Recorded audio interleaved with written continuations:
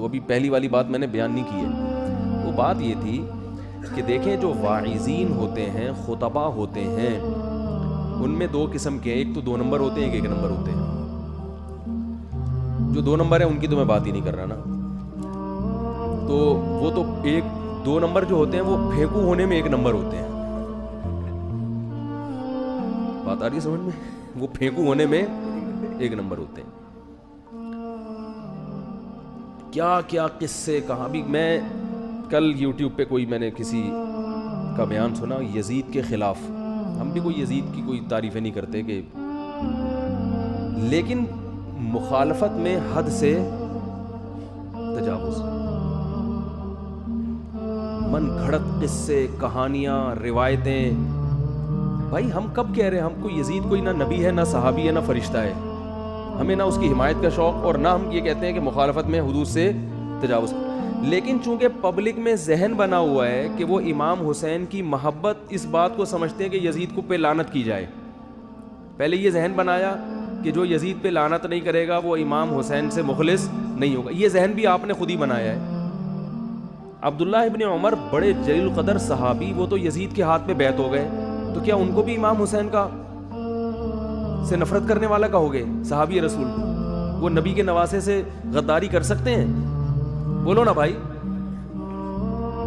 کوئی سمجھانے والا نہیں ہے, کوئی بتانے والا نہیں ہے کہ بھئی آپ اس طرح کی باتیں کر رہے ہو. کل یہی مجمع جب عبداللہ بن عمر کا پڑھے گا اور بہت سارے صحابہ اور بہت سارے تابعین کا پڑھے گا کہ وہ تو بیعت ہو رہے ہیں جا کے, تو آپ نے تو میرے خلاف تقریر کر لی, فلاں مولانا صاحب کے خلاف ذہن بنا دیا لوگوں کا, لوگوں نے نعرے بھی لگا دیے ہمارے خلاف کہ یہ تو لانتی ہیں, یہ فلانا ہے. لیکن جب وہ پڑھے گا, کتابیں پڑھے گا, تاریخ اٹھا کے دیکھے گا کہ اتنے بڑے بڑے صحابہ اس کے ہاتھ پہ بیعت ہو رہے ہیں, تو وہ کس سے بدگمان ہوگا؟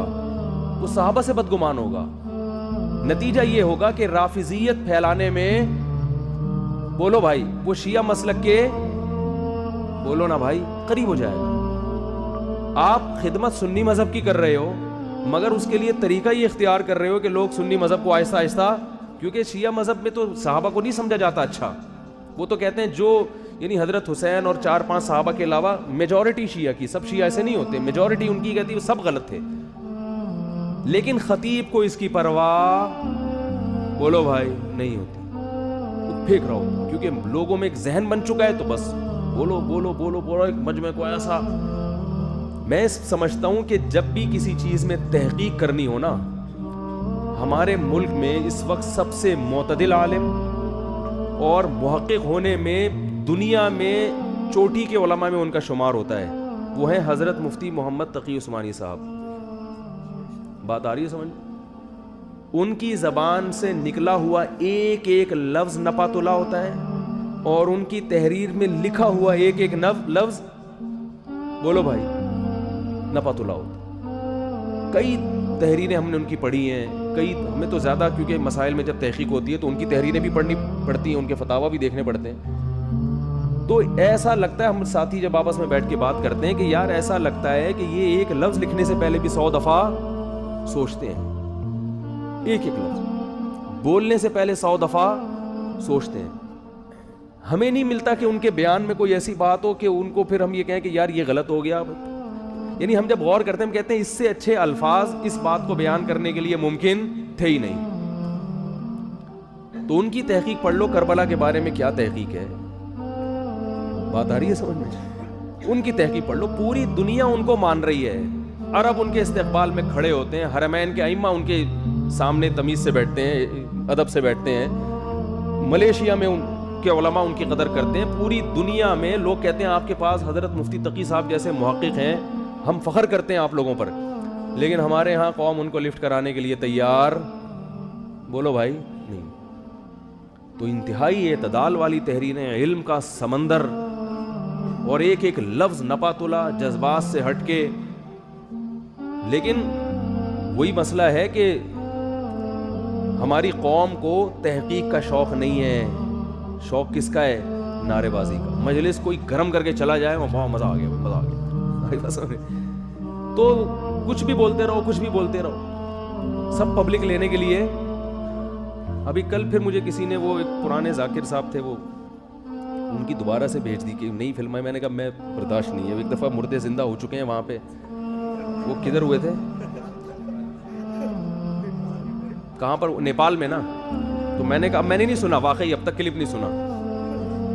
میں نے کہا ایک دفعہ مردے زندہ ہو کے کچھ چیزیں ہوئی تھیں, مجھے نہیں پتا وہ مردے کہاں گئے زندہ ہو کے, لیکن اب پتہ نہیں کیا ہوا ہے زندہ. میں نے کہا میں نہیں, واقعی نہیں سنا. انہوں نے بھیجا کہ میں نے کہا میں نہیں سن رہا بھائی, میرا پورا بیان پھر انہیں چیزوں پہ خرچ ہو جاتا ہے, میں نہیں سن رہا بھائی. تو سمجھ میں آ رہی ہے بات. میں نے کہا ہم نہیں سنیں گے بھائی کچھ بھی ہو. اب تک نہیں سنا میں نے, کیونکہ اب اس سے زیادہ کچھ رہا نہیں نا. مردے زندہ ہونے کے بعد کیا زندہ کرو گے بھائی اب تم.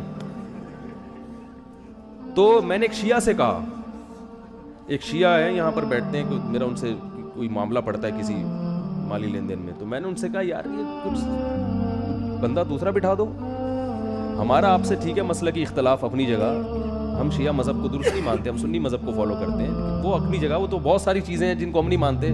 عیسائیوں کا ایک الگ مذہب ہے, یہودیوں کا الگ مذہب ہے, ٹھیک ہے نا. تو اور بہت ساری فروعی میں اختلافات ہمیں, بعض مسئلوں میں اہل حدیث سے بھی اختلاف ہے, بعض میں بریلوی حضرات سے بھی, وہ اپنی جگہ. میں نے کہا لیکن کوئی بندہ تو ایسا بٹھاؤ نا جس کو کوئی تمیز والا آدمی سن تو سکے. کیا چیزیں اپنے آپ کو اپنے ہاتھوں سے کیوں بدنام کر رہے ہو, یعنی اپنے آپ کو بدنام کرنے کے لیے کیوں اس قسم کی چیزیں آپ لوگوں نے بٹھائی ہوئی ہیں لا کے. وہ پڑھا لکھا بندہ نہیں ملتا آپ لوگوں کو, وہ کہہ رہے ہیں ہاں یار بات تو صحیح ہے آپ کی. ٹھیک ہے, خود کہہ رہا تھا وہ بات تو صحیح ہے آپ کی, کہہ رہے بالکل ٹھیک کہہ رہے ہو مولوی صاحب. تو یہ خطیب کی دو قسمیں بتا رہا ہوں, ایک نمبر ہوتے ہیں, ایک 2 نمبر. تو 2 نمبر جو ہے نا وہ پھینکنے میں کیا ہوتے ہیں, 1 نمبر ہوتے ہیں. اور جو 1 نمبر خطیب ہوتے ہیں, 1 نمبر کا مطلب یہ کہ ان کے دل میں واقعتاً قوم کی اصلاح کا جذبہ ہوتا ہے. بات آ رہی ہے سمجھ میں, قوم کی اصلاح کا واقعتاً ان میں جذبہ ہوتا ہے. ایسے بہت سارے خطبہ ہیں ہمارے ملک میں, وہ تو یوٹیوب پہ چند مشہور ہو جاتے ہیں, لیکن پنجاب میں صوبہ سرحد میں, سوری KPK میں, اتنا اچھا نام تھا صوبہ سرحد یار, چینج کر دیا, خیبر پختونخوا بنا دیا اس کو. خیر خیبر پختونخوا میں اور بلوچستان میں بڑے بڑے علماء ہیں, ہندوستان میں بڑے بڑے واعظین ہیں. تو لیکن ہمارے ہاں ایک افسوس کے ساتھ یہ کہنا پڑتا ہے کہ ہمارے زیادہ تر واعظین میں روایات میں بالکل بھی احتیاط نہیں ہے. ایسا لگتا ہے ان کی تحقیق ہی نہیں ہوتی روایات. موضوع من گھڑت روایتیں, ضعیف حدیثیں, بہت روانی کے ساتھ, اگرچہ ان کا جذبہ اچھا ہے اور ان کو نہیں پتا ہوتا کہ یہ ضعیف ہے یا من گھڑت ہے, لیکن وہ لا رہے ہوتے ہیں. اور بعض علماء کا نظریہ یہ ہوتا ہے کہ بھئی فضائل میں ضعیف حدیث کو بیان کرنا جائز ہے. یہ ایک اختلافی مسئلہ ہے کہ جائز ہے یا نہیں, لیکن اس میں بھی فضائل میں ضعیف ہو, موضوع من گھڑت تو نہ ہونا. اور بعض چیزیں ایسی ہوتی ہیں جو فضائل میں تو ہوتی ہیں, لیکن اس سے وہ یہ سمجھ رہے ہوتے ہیں کہ فضائل میں ہے, لیکن حقیقت میں وہ کس میں ہوتی ہے, مسائل سے اس کا تعلق ہوتا ہے. اس سے لوگ ایک مسئلہ خود بخود اخذ کر رہے ہوتے ہیں. ابھی میں مثالیں نہیں دوں گا, میں ایک اصول بیان کر کے بات آگے چلا رہا ہوں کہ جب بھی واعظین کی تقریروں کو سنا کریں تو کوئی بھی حدیث سامنے آ گئی تو آگے اس کو پارسل بولو بھائی مت کیا کریں. تو ان سے تھوڑا سا پوچھ لیں کہ حضرت اس کا کوئی حوالہ ہو, اور اس کا کوئی جو ہے نا وہ کوئی ہے بھی ہے, سر اور پاؤں بھی ہے کہ نہیں ہے اس کا. بعض علماء اس کا اہتمام کرتے ہیں کہ وہ روایات میں, جیسے حضرت مفتی تقی عثمانی صاحب کے بیان جہاں سے سنو, جدھر سے سنو, بہت اوتھینٹک ہوتا ہے, بہت مستند ہوتا ہے, کیونکہ علم کا خزانہ ہے وہ. لیکن ہمارے ہاں ان کو لفٹ بولو بھائی نہیں کرائی جا رہی. اور اللہ نہ کرے دنیا سے اگر جب وہ جائیں گے, سب نے جانا ہے, پھر مضامین شائع ہونا, پھر اخباروں میں مضامین آئے گا وقع علامہ اور بحر العلوم اور فلانا, اور بہت سے لوگ یار ہمیں تو پتہ ہی نہیں تھا پاکستان میں اتنے بڑے کوئی عالم دین بھی موجود تھے.